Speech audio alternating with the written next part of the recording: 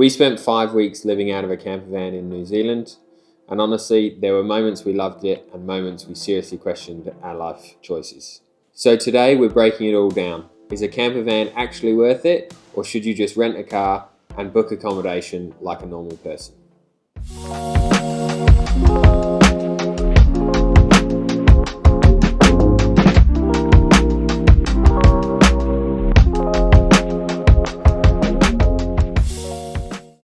So this is our first video of a bit of a recap series and some tips and tricks from our New Zealand travels. This one's going to be about camper van versus rental car and normal accommodation, because we spent 99% of the time in New Zealand in a camper van, and we've also done a few trips, not to New Zealand, but a few trips other places where we've had hire cars and done usual accommodation. And we feel like we're pretty well versed on the differences. So a typical morning waking up in the van, for starters, it's pretty special. You're usually in a pretty nice spot on a lakefront or beachfront somewhere. For example, the Paihia Bay of Islands campsite, we were right on the lake. Cape Renga at the most northern tip, we were right on the beach. And then, Lake Tekapo and Queenstown, we were on amazing lakes again. So it's pretty special. You can't really replicate that with a hotel, and that's really what separates a camper van and a hotel is those real special places and special mornings waking up in the van. In terms of pros and cons, we would say the biggest pros of van life is being able to be on your own schedule. We could cook when we wanted, go where we wanted, without having the restrictions of a tour group or a hotel and having to walk places.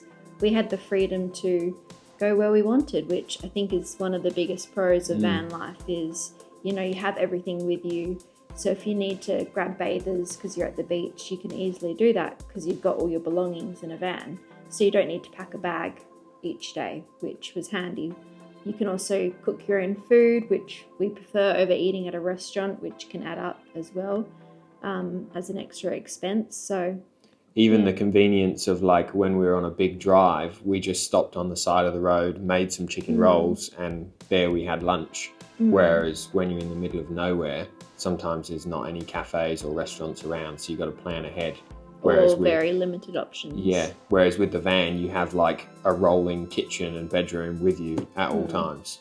Yeah, you need to go to the bathroom, you can just stop on the side of the road and use the bathroom that you have in the van, which is always better. There's a lot of good aspects about the camper van, but there are also some downsides. So we found the main downsides really relate more to the campsites themselves, because the camper van, once you're in it, that's what you're in for a week or two. So our first van in the North Island actually had quite a good bathroom and shower. It's obviously, not obviously, but it's a combined toilet and shower.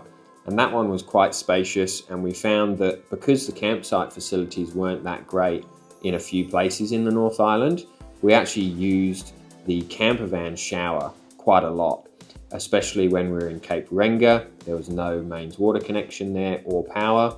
Fortunately, the van had hot water and a shower for us to use.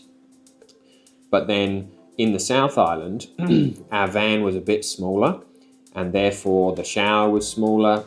It also wasn't set up as well, so the shower head was like not functional and not usable. It was like a low pressure hose. So we actually didn't shower in our van in the South Island at all. But fortunately, all of the campsites had better facilities. So Queenstown, Lake Tekapo, Milford Sound, Franz Josef, they all had really good facilities. So we could just shower in the campsite each night.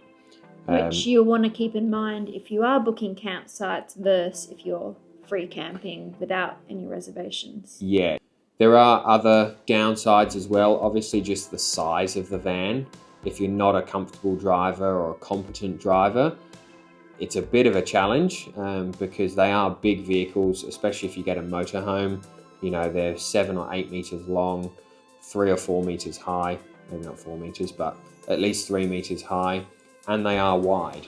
And some of the roads in New Zealand are very tight, very windy. You might have a 100-kilometer journey through tight twists and turns and hairpins that you're doing 40 kilometers an hour most of the way. You may struggle if you are not familiar with driving on the left side of the road compared to the right.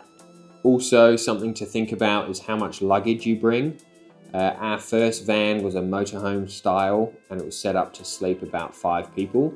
So it had another bed above the driving cab where we could keep suitcases. So we unpacked entirely, kept our suitcases up there, and used the bed downstairs or in the bottom area. And we didn't really need to think about where our suitcases were. Whereas in the South Island, when we had a different van, it was a bit smaller, only really had one bed, and we ended up moving around our suitcases every day because there was nowhere to leave them, that they were just permanently out of the way. So don't take loads of stuff. If you're getting a Sprinter van, you probably only want to have 2 suitcases. And if you're getting a motorhome and there's 2 or 3 people in there, then you could probably have 3 suitcases. Just bear in mind you're going to need to store them somewhere. You may get a host that's willing to keep the suitcases for you as well, which would be handy, but it does mean that when you arrive and collect the van, you'll have to unpack, and when you return the van, you'll need to repack all your clothes and belongings into your case, which just adds time on the journey. So just bear that in mind. And then finally, I'd probably say the biggest thing to consider is the bed situation. So we had 2 very different experiences. Our camper van in the North Island was quite comfortable. We slept pretty well on that bed for 2 weeks. It was a couch living area converted into a bed. Yes. So it wasn't on a proper mattress, but it was still very comfortable. It was supplied very well. So we Good pillows, good bedding. Yeah, so we slept well. The second van was still a converted couch living area, but there was not enough bedding. So it was also lengthways in the van, and because the van was slightly smaller, it was too short for both of us. Yes. So your feet were hanging off the end, mine were hanging off the end. And I'm not particularly tall, but it was just a very tight area. Yeah, and those cushions were very firm. You had to use the side cushions to finish the bed, which meant some sections were raised. The sheets were too small. So the South Island, we didn't sleep very well for the last 2 weeks. That's a bit of a luck of the draw situation, depending on what the host of the van gives you. But if you do have the option, I would probably go for the bigger motorhome style than I would the Sprinter van next time. Another thing to bear in mind is when you're in a van compared to a hotel is you have to pack up the van if you're moving every few days like we were. So, packing up the van to go out for an activity or to go out somewhere for a hike and you're driving there, you have to, put all the power away, make sure it's drivable so stuff isn't falling everywhere. Awning. Put the awning in, put all the outdoor furniture, chairs inside the van again. Whereas if you're in a hotel, you can kind of come and go as you need, especially if you've just got a car. We found that after a few days in each van, we did have a bit of a system when it came to packing up and resetting up when we returned to the campsite. I didn't find that too tiresome by the end of it, but I did find it tiresome packing up and re-putting up a bed in the van. So like taking off all the bedding every day, redoing that every afternoon. Yes. That got tiresome, but I thought the outside pack up wasn't too bad after a while. But it also depends on how extensive the outside of your campsite is. If you've got a big mat rolled out, table, chairs, all that stuff, then it just takes more time. So one question we did think of is, who is a campervan trip right for? And who should just stay away from camping and probably book hotels? So I would say if you've never been camping before, it's probably not a good idea to do it for the first time in a different country because you're kind of out of your comfort zone. New Zealand is pretty good for us because we're from Australia. It's very similar. If we needed something, we can just go to Woolworths, get supplies and stuff like that. We've also been camping a lot in Australia, so we kind of knew what to expect and we know what to do when it comes to camping. You're also a comfortable driver, so you are familiar with driving a van and I was towing fine stuff. with the roads. Whereas if you've never been camping, you don't really know what to do. It's a very big learning curve. It's not impossible, but it's just something to be aware of, as well as like when you first get the van, you want to go get supplies everywhere, stock up. If you're going to a remote area for a few days, you need to stock up the van before you go there, empty all of the tanks, fill up the freshwater tanks so you're all prepared to go where there's no supplies for a couple of days. It's definitely achievable if you've never done it, but it will be a steep learning curve for you, so you just need to bear that in mind. Yeah. A campervan trip is definitely right though if you enjoy being in nature, if you enjoy waking up next to the lake or in a forest, in a remote location somewhere.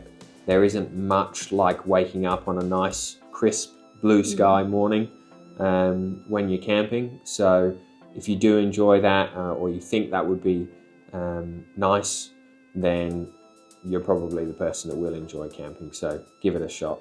It also felt very safe. It felt like a very safe environment for young families. A lot of the campsites we went to had playgrounds and kids around, so you may prefer that over paying for a hotel and you're limited to just a hotel room. There are lots of kids outside. The parents felt very comfortable having kids around everywhere in the playgrounds, and it was a safe environment the entire time we were there. Also, if you're the type of person that likes to eat out every meal, camping probably isn't for you, because we found when we were camping, we cooked pretty much every single meal we had. So breakfast, lunch and dinner for about a month, we cooked pretty much every single meal. We had a couple days where we would get lunch in town, but you've got to bear in mind the parking can be really challenging. So Queenstown, for example, almost impossible to park a camper van in Queenstown. Whereas if you're in an Airbnb or a hotel and you've got a car, you can just nip into town, park somewhere, grab food, and then head off. But if you like the eating out all the time, camping probably won't be your thing. Overall, would we do it again? Yes, absolutely we would. We loved it. We do enjoy camping, whether it be in Australia or internationally. But now we know what to look for when we're renting a van. We know what we like in a van especially, and what questions to ask before you book, whether it be a private host or a bigger rental company. So we'll cover all of that in another video. Drop a comment below if you've done a camper van trip or had any bad stories or good stories of camping. There's definitely some nightmares out there, but most camping stories are really good. So we'll see you in the next video.